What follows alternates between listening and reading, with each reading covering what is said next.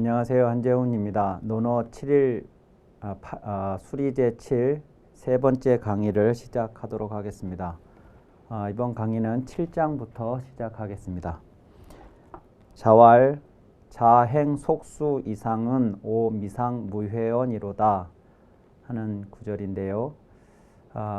여기에는 이제 속수라는 개념이 등장을 하는데, 이 속수라는 개념은 포 한 묶음입니다. 그러니까 이게 묶을 속자고, 이것이 포라는 글자인데, 포라는 게 이제 말린 고기를 말하죠. 말린 고기인데, 우리나라 같으면 이제 이건 하나 상식적으로 알아두실 필요가 있는 게, 포 그러면 요 글자를 쓰는데, 이제 이 글자하고 통하는 글자입니다. 포. 그런데 포 그러면 생선 말린 거를 우리가 포라고 생각들을 해요. 그런데 이 포 글자를 보시면 왼쪽에 여기 숫자도 그렇고 여기 포자에도 그렇고 이게 고기 육자가 붓으로 달려 있습니다. 그러니까 저것은 원래 뜻은 육고기를 말린 육포입니다. 우리가 이제 보통은 육고기를 말린 것을 육포라고 하고, 그냥 포 그러면 이제 생선포를 그냥 포 이렇게 말을 보통 이제 요새는 하는데, 원래는 포 그러면 육포를 말하는 것이었고, 그냥 생선을 말린 것은 오히려 생선포 이렇게 했겠죠. 어포 이랬겠죠. 마찬가지로 회라는 글자도 있는데 이게 이렇게 했습니다. 이렇게 쓰는데, 이렇게 회 그러면 우리는 생선회를 회 이렇게 생각을 하고, 오히려 육고기로 회를 하는 것을 육회 이렇게 하죠. 근데 이 글자도 역시 고기 육 부수가 육달월 부수가 저기 왼쪽에 있는 걸로 봐서 원래 회는 육회를 말하는 것이었을 것이고, 생선회는 별도로 생선회라고 했었을 가능성이 높습니다. 그러니까 이 한자가 만들어졌던 내륙 지방에서 생선회나 생선포는 오히려 귀한 것이었을 거고, 육고기가 더 흔한 포나 회로 만들어서 먹기에 흔한 것이었을 테죠. 근데 요새는 생선이 이제 원체 우리나라, 특히 우리나라 이제 삼면이 바다니까 생선으로 포를 말려서 쓰고 회를 먹고 이제 하는 것이 흔해서 그렇게 되었을 가능성이 높습니다. 어쨌든 이 수는 포를 말하는 거고, 요게 묶을 속자니까 묶은 포 그러면 포 한 묶음을 말합니다. 자행 속수 이상은 그러면 속수를 행하는 것으로부터 그 이상은 이렇게 되는 거라서, 번역을 하자면 포 한 묶음 이상을 예물로 가지고 와서 배우기를 청한 자에게는, 이런 의미입니다. 여기 뒤에 이제 내가 일찍이 가르치지 아니한 적이 없었다 해서 이제 가르치다라는 말이 나오니까, 내가 가르치기 이전에 누군가가 포 한 묶음을 가지고 온 그 이상, 포 한 묶음 이상을 준비해 가지고 배우기를 청하러 온 사람에게는 내가 일찍이 가르치지 아니한 적이 없었다 하는 것입니다. 여기에서는 이제 두 가지를 주목을 해야 되는데요. 공자가 제자들을 받아서 가르치실 적에 포 한 묶음 이상을 예물로 준비를 해와야 한다 하는 그 이제 최저 기준선을 포 한 묶음이라고 얘기를 한 겁니다. 왜 이렇게 포 한 묶음이라는 것을 기준으로 제시를 했느냐? 그러면 그 첫 번째는 이제 첫 번째는 뭐냐면, 제자가 선생님에게 찾아와서 배우기를 청한다 하는 것은 그 선생님에게 자기 몸을 맡기는 겁니다. 미완성의 나를 완성시켜 주십시오. 어떤 분야에서 말이죠. 그러니까 뭐 오다 가다 심심해서 들러보고 뭐 이렇게 기웃기웃하고 그런 성질의 것이 아닙니다. 그러니까 나를 그분에게 온전히 맡기려고 하면 그 가르치는 분에게도 확인할 수 있는, 이 사람이 나한테 어떤 마음으로 와서 배우려고 하는가 하는 것을 확인할 수 있는 무엇인가가 있어야 됩니다. 그냥 저 좀 가르쳐 주십시오. 이렇게 해서 그 사람이 나한테 정말 진정성을 가지고 배우려고 하는 것인가 하는 것을 확인할 수가 없습니다. 그러니까 포한묶음이라고 하는 것은 내가 그분에게 찾아가기 전에 그분에게 드릴 예물을 내 손으로 직접 준비하는 그 시간이 이제 저 포한묶음 속에 들어있는 것이죠. 두 번째는 그것이 그러면 포한묶음 이상 더 한 예물을 준비했다 그러면 나는 가르치지 아니한 적이 없었다. 이렇게 이제 얘기를 하신 건데 그 최저치를 포한묶음이라고 하는 것은 귀한 값비싼 예물을 준비하라는 의미가 아닙니다. 그러니까 웬만큼이면 준비할 수 있는 최저치를 이야기를 한 건데 그러면 내가 누군가를 가르칠 때 비싼 수업료를 받고 나는 가르친다 이런 게 아니라 배우려고 하는 진정성만 있으면 가르친다 하는 것이죠.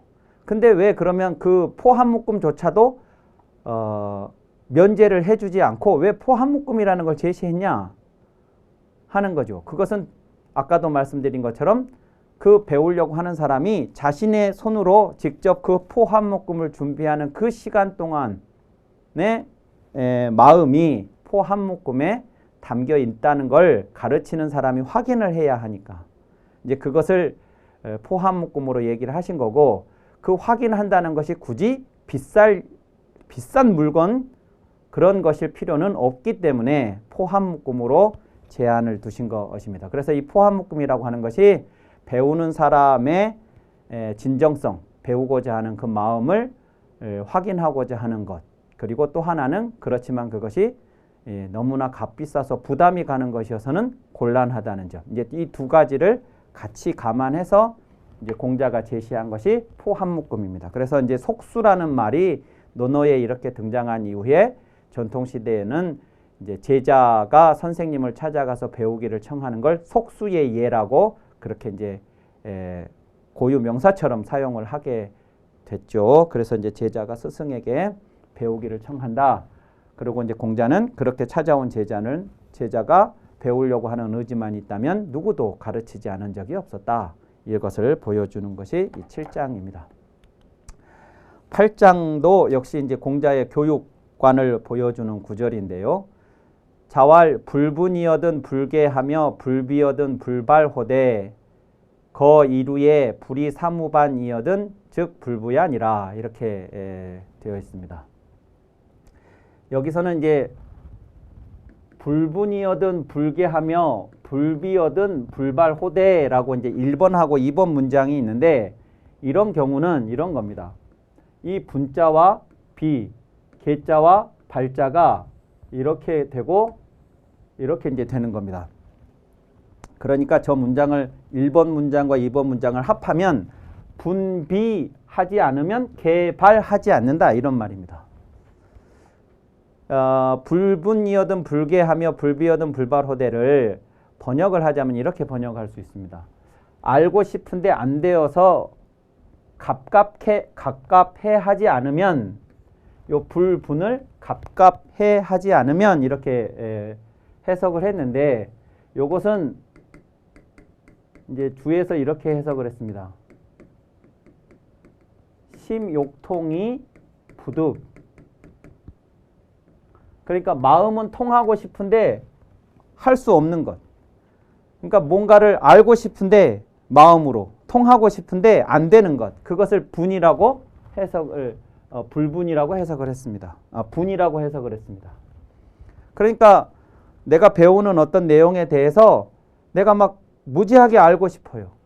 그것을 확 다 이해하고 싶은데 안 되는 상태가 분입니다. 그렇게 하지 않으면 선생님은 불개 열어주지 않는다. 그러니까 이제 이 개라는 게 열어주다인데 열개자인데 이렇게 하면 개몽이라고 할 때 저 개자를 씁니다. 이러면 이 몽자가 뭐냐? 그러면 무지몽매하다 하는 그 몽자지만 원뜻은 덮을 몽자입니다. 그러니까 뭔가를 뒤집어 쓰고 있는 겁니다. 담요 같은 거를 뒤집어 쓰고 있어서 앞을 전혀 볼 수가 없는 상태가 몽입니다. 그것을 그 담요를 뒤집어 쓰고 있는 물건을 걷어주는 것이 개입니다. 그러면 이제 훤한 세상을 보게 되겠죠. 개라는 게 이제 그런 의미입니다. 근데 선생님은 기본적으로 제자를 그 답답한 상황에서 벗어나도록 열어주는 분인데, 근데 그 안에 들어있는 사람이 그걸 뒤집어 쓰고 있으면 막 답답해야 되는데 그냥 답답해하지도 않고 그냥 당연하다는 듯이 자연스럽게 그러고 있으면 그거 안 열어준다 그 말입니다. 그걸 열어줘 봐야 아 이렇게 훤하구나 라는 느낌을 못 받을 테니까. 자기가 이 안이 무지하게 답답하고 저 바깥으로 나가고 싶다는 의지가 있을 때 그걸 열어줘야 아 이 안다는 것이 이렇게 나를 통쾌하게 이렇게 시원하게 만들어주는구나 하는 것을 느끼게 될 텐데 그걸 안 하니까 그러면 안 열어준다 그런 얘기죠. 그때까지 기다린다는 겁니다. 요것도 마찬가지입니다. 불비오든 불바로되 요것도 이제 번역을 하자면 표현하고 싶은데 안 되어서 답답해하지 않으면 키워주지 않으며 이랬습니다. 요 비자는 뭐라고 해석을 했냐면 구욕원 입으로 말하고 싶은데 불능 안 되는 거. 그러니까 뭘 알고는 있어요. 알고는 있어서 표현을 설명을 하고 싶은데 설명이 잘 안 돼. 그런 상태죠. 그러면 무지하게 답답하겠죠. 뭐 이게 이해는 되는 것 같은데 이거 어떻게 설명을 해야 되지? 막 이런 상태입니다. 그러니까 정리가 완벽하게 안 된 거죠. 그러면 어떤 것을 이제 틔워주는 겁니다. 그러면 이제 그걸 하나를 틔워주면 줄줄줄줄줄 이제 이렇게 설명을 할 수 있게 되는 것이죠. 그러니까 분비하지 않으면 개발하지 않는다. 이 분비도 요걸 요렇게 비자를 먼저 하면 비분입니다. 비분 관계 한다고 그럴 때 그 비분이라는 게 막 가슴이 막 답답한 거거든요. 막 우라통이 치밀어 오르고 막 이런 상태예요. 그렇게 하지 않으면 개발시켜주지 않는다.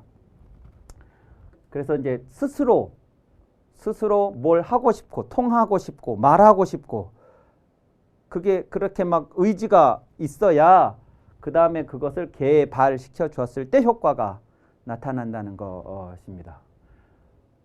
그렇게 이제 해서 개발을 비분한 것을 기다렸다 개발을 해주는데 개발을 해줄 때도 거 이루에 불이 사무반이어든 이랬죠. 한 모퉁이를 한 귀퉁이를 들어 보였을 때 들어 보여주다 한 모퉁이를 들어 보여줌에 불이 사무 새 귀퉁이로서 반응하지 않으면 그러니까 이제 이것은 뭐냐면 어떤 사물이 이렇게 사각형의 사물이 있다. 그러면 이 사각형의 사물을 이제 가르쳐주고 배우고 한 내용이라고 하면 이 사각형의 사물에 대해서 선생님이 한 귀퉁이를 들어서 얘기를 해줘요.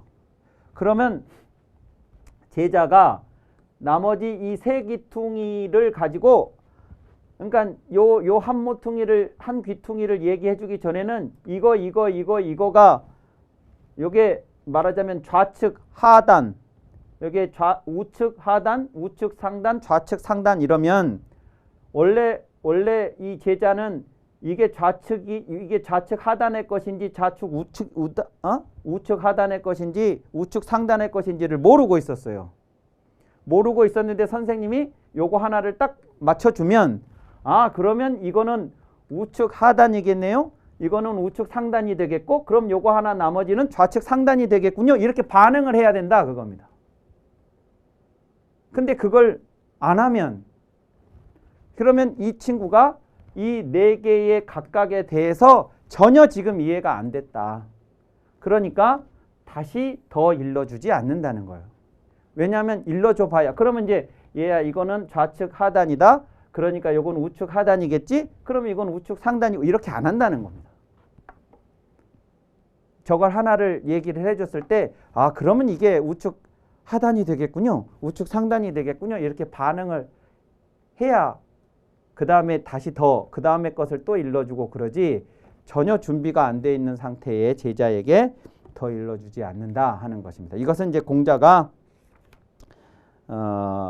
그 제자들을 가르칠 때 공자가 가지고 있었던 이제 교육 방식.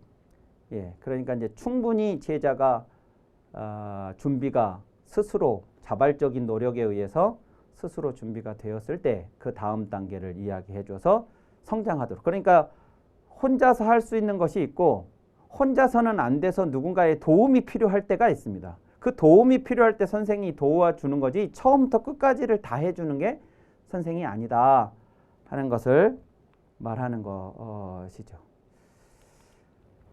자, 9장을 보시겠습니다. 자, 시거 유상자지 측의 미상포야럿이다.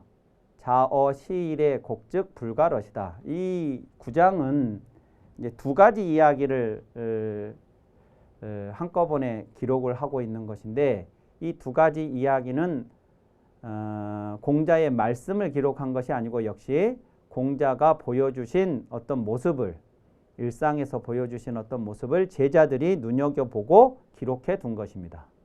늘 말씀드리지만 이런 것은 논어에 이제 이렇게 공자 말씀이 아닌 공자의 모습을 기록해 둔 것은 당시 이런 모습이 누구에게서나 다 발견될 수 있는 것이었다면 굳이 기록을 할 필요가 없습니다. 그런데 다른 사람들은 이렇게 하지 않는데 자신들의 스승인 공자께서 저렇게 하시니까 저게 특이해 보였고 또 그들이 봤을 때도 저게 맞는 것 같고 그래서 자신들도 그렇게 하고 싶고 이제 그래서 기록을 메모를 해둔 것이라고 이해를 하셔야 되겠습니다. 이제 이 이야기는 서로 다른 두 개의 이야기지만 두 개가 이제 일맥상통한 점이 있어서 제자들이 같이 모아서 기록을 해둔 것인데 이것은 이제 누군가의 죽음에 대한 공자의 태도, 자세를 보여주는 내용입니다. 첫 번째 이야기는 자 시거 유상자지 측의 미상포야럿이다 그랬습니다. 선생님께서는 상을 치르는 사람 곁에서 음식을 드실 적에는 배불리 드신 적이 없으셨다 그랬습니다. 선생님께서 뭔가 음식을 드시는데 유상자지 측, 유상자, 상을 가진 자, 그러니까 상을 치르는 사람이죠. 상중에 있는 사람입니다. 유상자의 측 곁에서 음식을 드실 때 그러면 그러니까 이거는 어쩌면 그 조문을 가서 상주 옆에서 밥을 먹는다, 식사를 하신다, 음식을 드신다 그런 상황이라기보다 그 상을 치르는 누군가가 나하고 모르는 사람일 가능성이 높아요. 저 유상자는. 그러니까 이제 그 사람이 그 상주가 상중에 있는 사람이 내가 아는 사람이면 더 말할 필요도 없거니와 설령 내가 모르는 그런데 이제 그 모습을 보면 상복을 입고 있으니까 상을 치르는 사람이라는 것을 알 수가 있고 상복을 입는다고 하는 것은 매우 가까운 사람, 자신과 가까운 사람이 세상을 떠났다는 뜻입니다. 상복을 입는다는 것 자체가.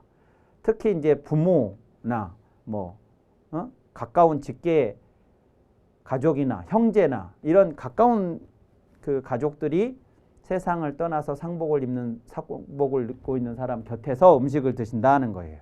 그러면 설령 그 사람을 내가 잘 모르는 사람이라 할지라도 그 사람이 지금 그런 상황에 있다는 것을 내가 상황으로 이해할 수 있으니까 그러면 그 사람이 지금 어떤 마음의 그 슬픔의 그런 상태이겠는가 하는 것을 생각해 보면 그 사람을 옆에 놓고 내가 음식을 먹는데 나 배부르게 이렇게 막 음식을 드실 수가 없었다는 것이죠. 그래서 그 상중에 있는 사람이 내가 아는 사람이면 더 말할 필요도 없거니와 설령 내가 모르는 사람이라 할지라도 상을 치는 사람 옆에서 음식을 드실 때는 결코 배부르게 드신 적이 한 번도 없었다 하는 걸 이제 제자들이 계속 본 거죠.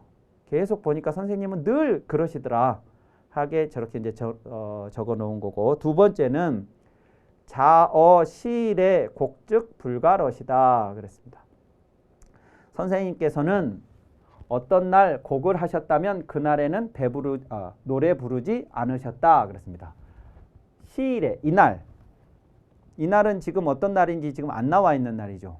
근데 어느 특정한 어떤 날, 그날 바로 그날에 자어 시일에 곡을 하셨다면 이제 곡을 하셨다는 얘기는 이제 조문을 간 것입니다.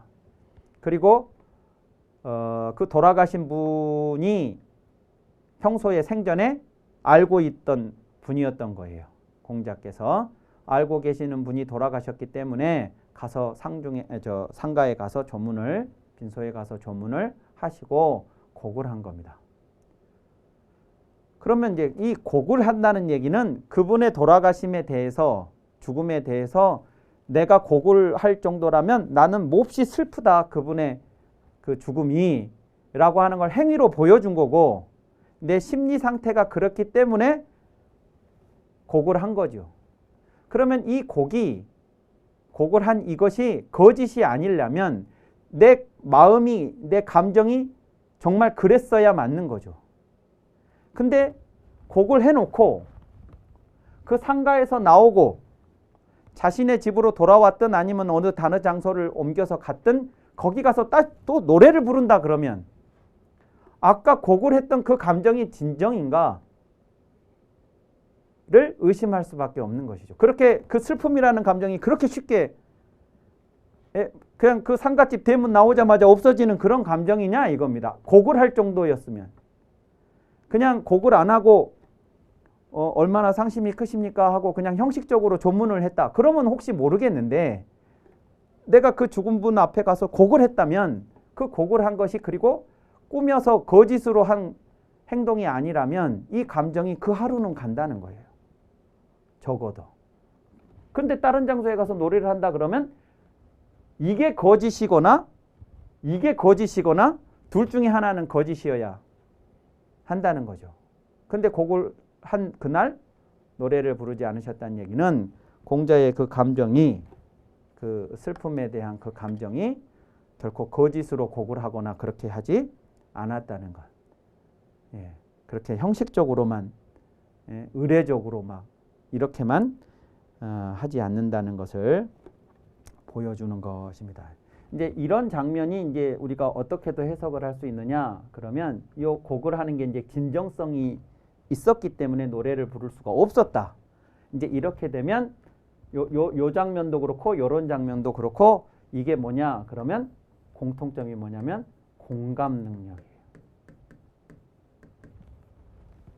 공감하는 능력이고 이 공감 능력이 인이에요. 예.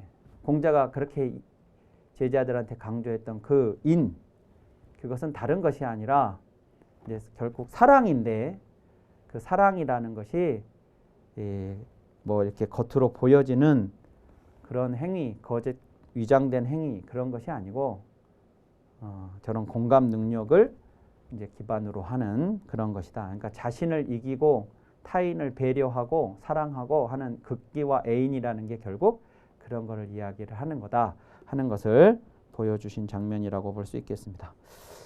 자, 오늘 강의는 이것으로 마치고 다음 시간에 이어서 하도록 하겠습니다. 감사합니다.